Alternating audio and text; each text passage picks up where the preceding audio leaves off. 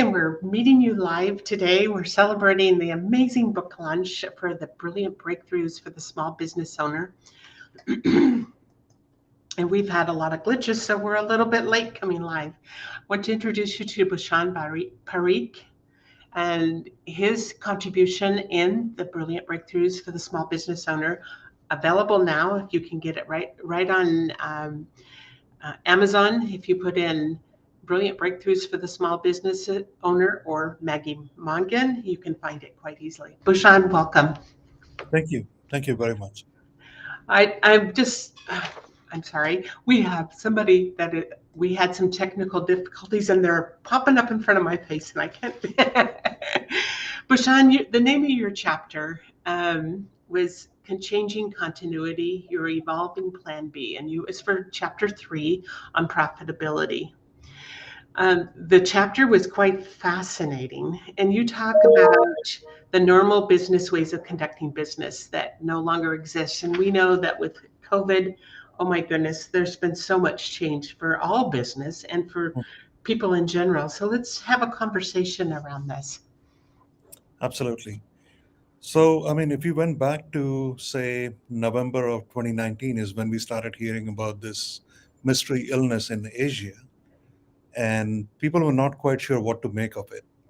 There were all kinds of theories and other things, but at the end of the day, it was just, when you think about the flu, it was similar to that, and it was spreading fast. What I don't think anyone ever imagined was we would actually shut down, as in literally shut everything down. And when that happened, not a single person, not a single business, not a single individual was quite prepared for that. Um, And I mean, just it was hard to imagine that, okay, I can't go out of the house. Um, it's kind of funny. There is no toilet paper available. it happened here too. It was just amazing. Uh, we are going through that, but then there was another side of it was, all the small businesses like a bar or a gym or a restaurant, they thrive on people visiting, people coming in for workouts or meals or whatever else. Theaters, they expect people to come in and watch movies. Everything was empty, and they were completely caught unawares, flat-footed, whatever you want to call it.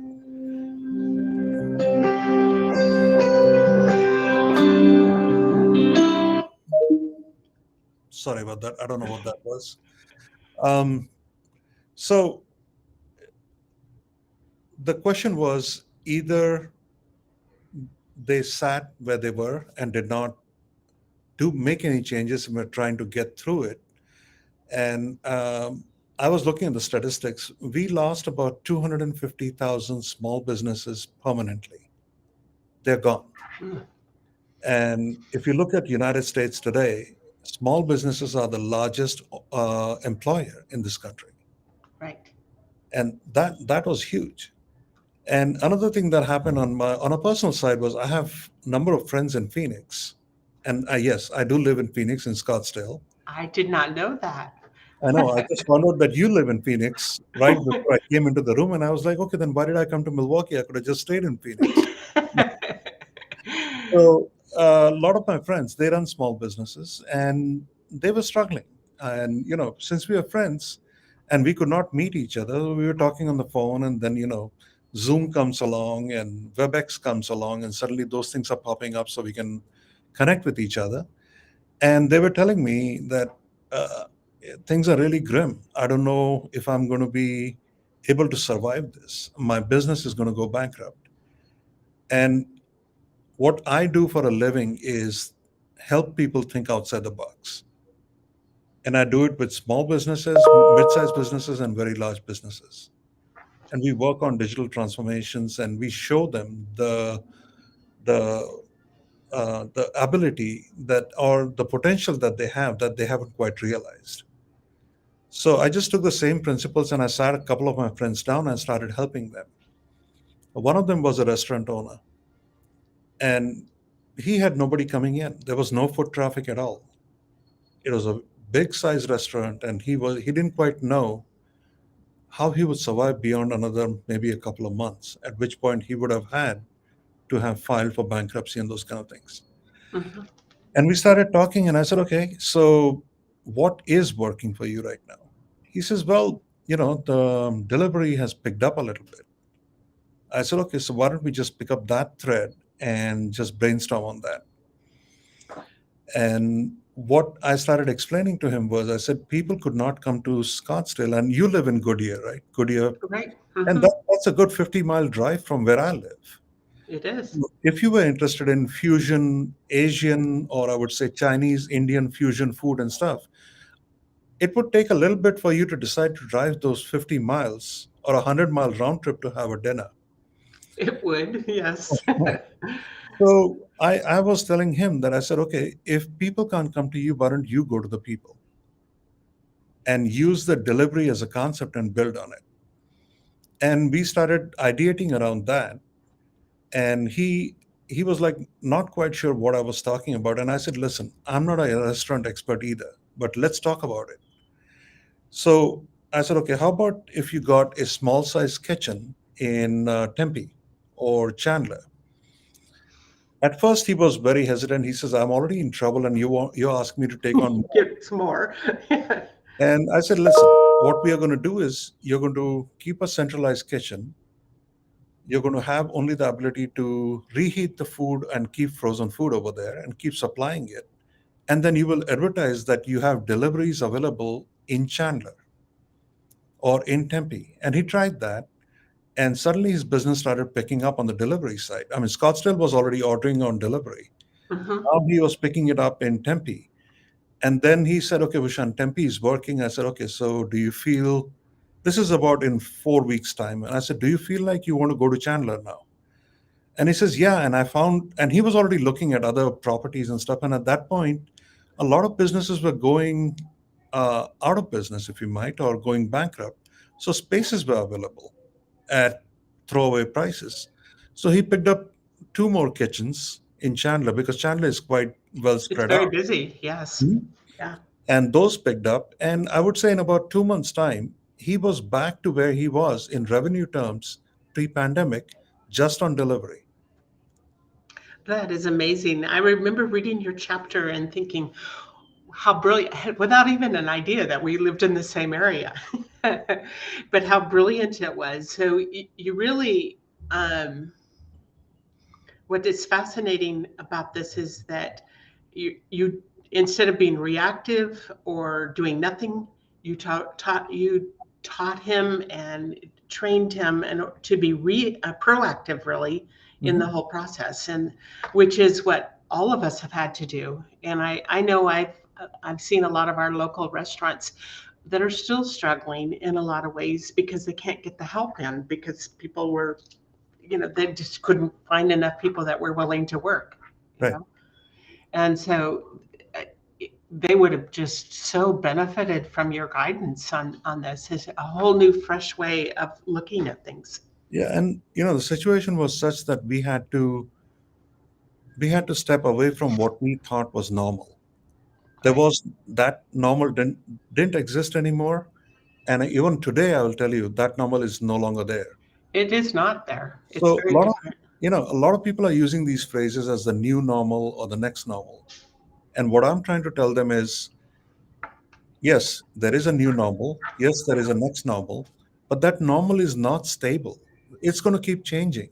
And that's why I keep using the phrase flexible normal. Mhm.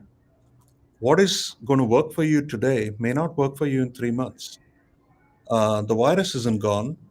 The pandemic isn't gone. Maybe it has petered off a little bit, but it's not going away. I mean, I've accepted that as a fact that we're I going to have think to live that with. most of us have to accept that as a fact Mhm. that it's forever changed our world, Right? and what are we going to do about it? Are we going to go down with it, or are we're going to find a way to many different ways to really pick up and excel?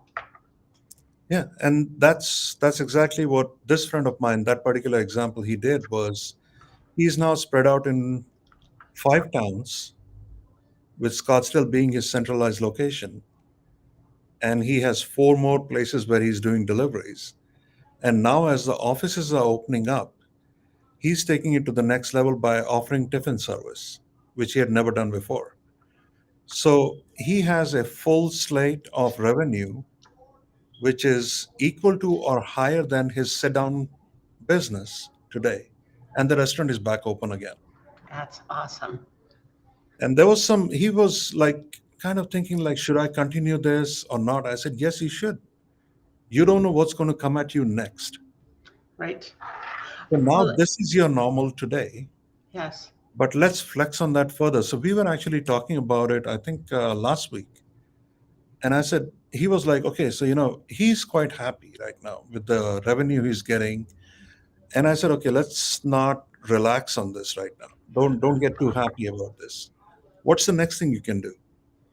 So now he's opening up a centralized kitchen in New Mexico, Wow. and he's going to spread it out in New Mexico. That's his next point. That is just simply amazing, and how beautiful, because I think that I have seen so many here in Goodyear and all over the valley, that there's so many that just did not keep their doors open, and it's really been a transformation. But doing it the way you're talking, and for those that are listening, you can pick up a copy of the book and read his Bhushan's chapter 3 in the Brilliant Breakthroughs for the Small Business Owner. You can read the full story of how this all transpired.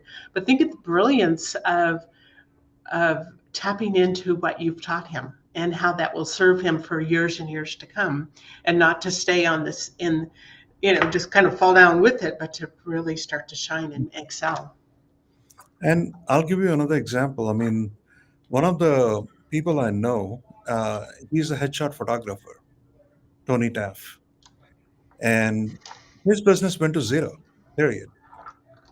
Nobody was showing up. Obviously, again, social distancing and, businesses are closed. And he came up with a brilliant idea. He said, you know what? If you recall, the very first unemployment numbers that came out in March or April of 2020 was like 6 million people became unemployed in one shot, one go, or it was like a week to week thing.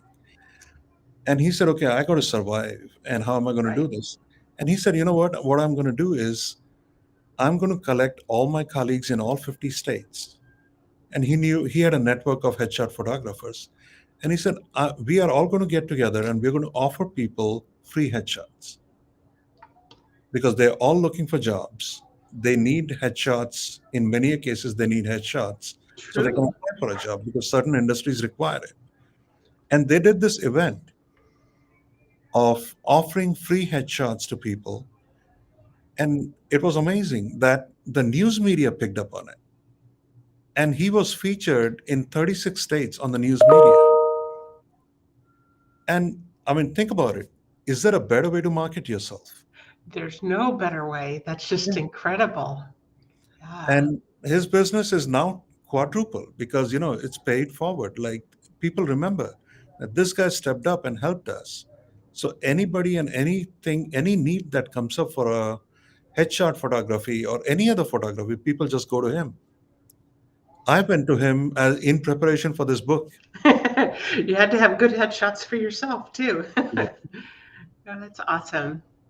Well, I really appreciated your contribution to the book. I know Maggie has worked with all of you that are in the book to really make this book shine.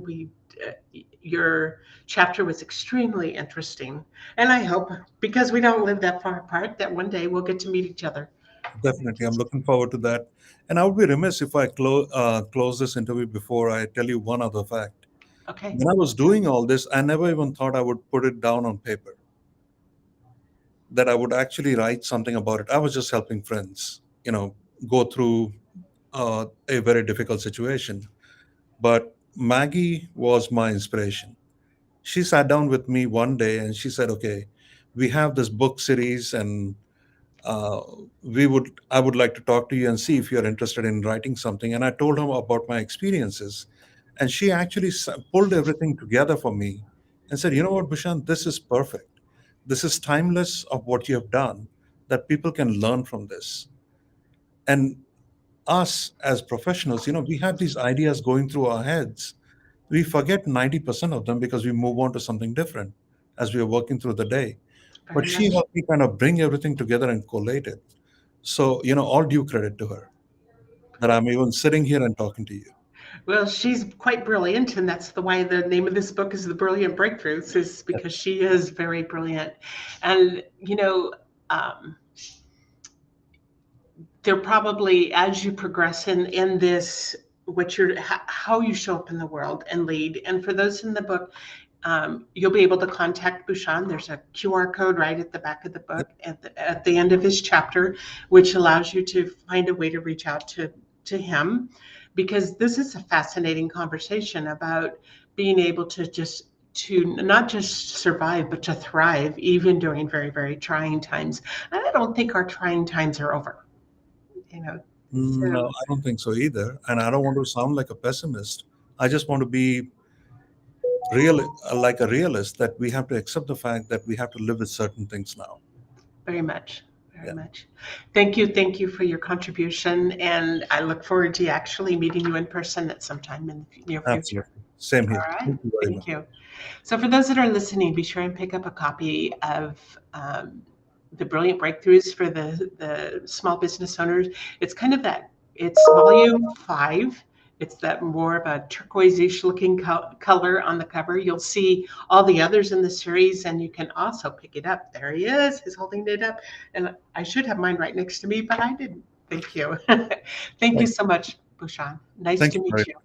Thank you. Nice to meet you too. All right. Bye bye. Bye.